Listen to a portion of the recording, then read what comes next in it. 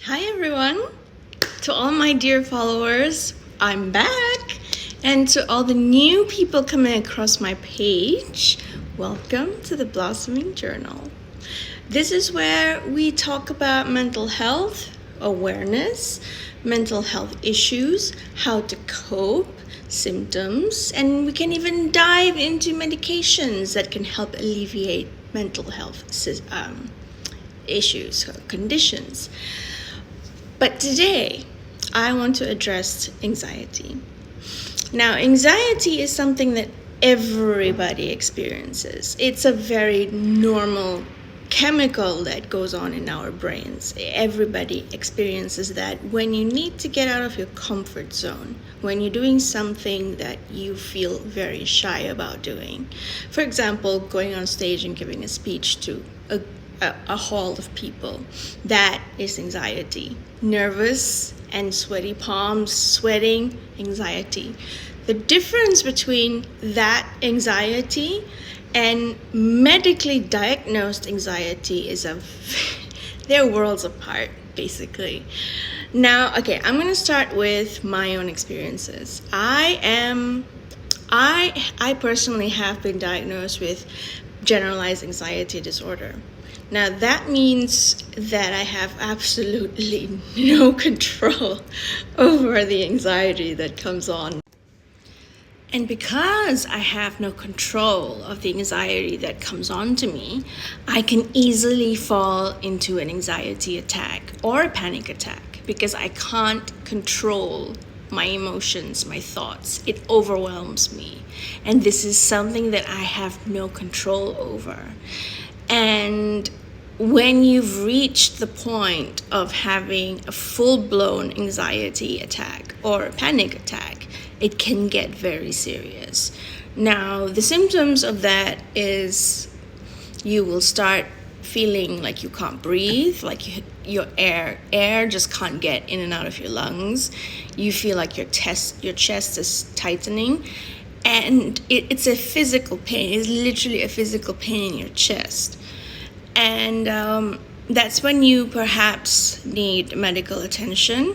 Some people are able to kind of take themselves out of that scenario, try to calm down, take some deep breaths, try to think of other things, try to just forget about what it is that's causing you the anxiety in the first place. Just breathe and relax, and slowly it goes away and you'll feel better. But for some people, it's not that easy. And in my case, I've never been able to do that. So when I have a full-blown anxiety attack, I will always end up in the emergency room in a hospital.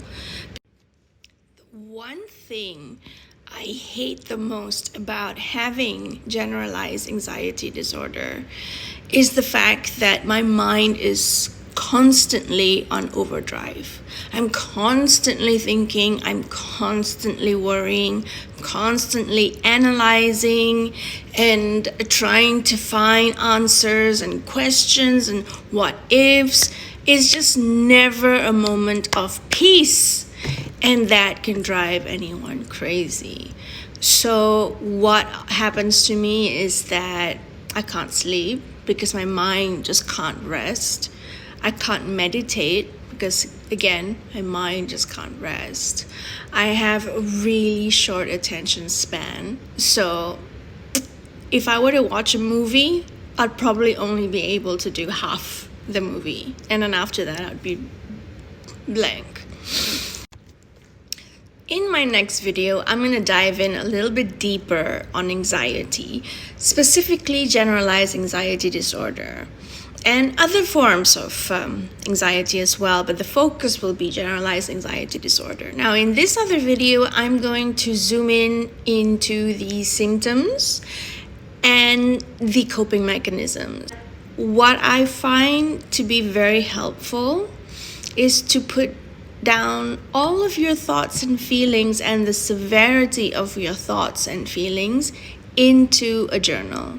That helped me a lot because you could write down in your journal something today, and maybe in a month's time or at another time, you come across your journal and you go back to that entry that you did, and then you read it, and then you're able to then, first of all, analyze how bad is your anxiety, how bad has it been, have you progressed, have you gotten better, or have you got worse, or you even realize that, oh, I actually had this problem before.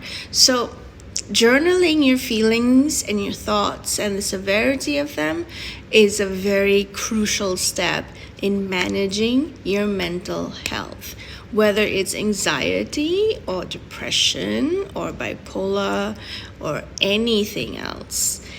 Let out whatever you're feeling, because you have to let it out. You can't keep it in because it will be overwhelming and you can't cope. So if you can only let it out to a journal, then do that.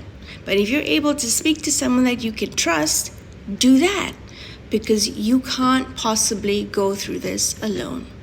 And that is my sincere and honest advice, because I've been through it myself.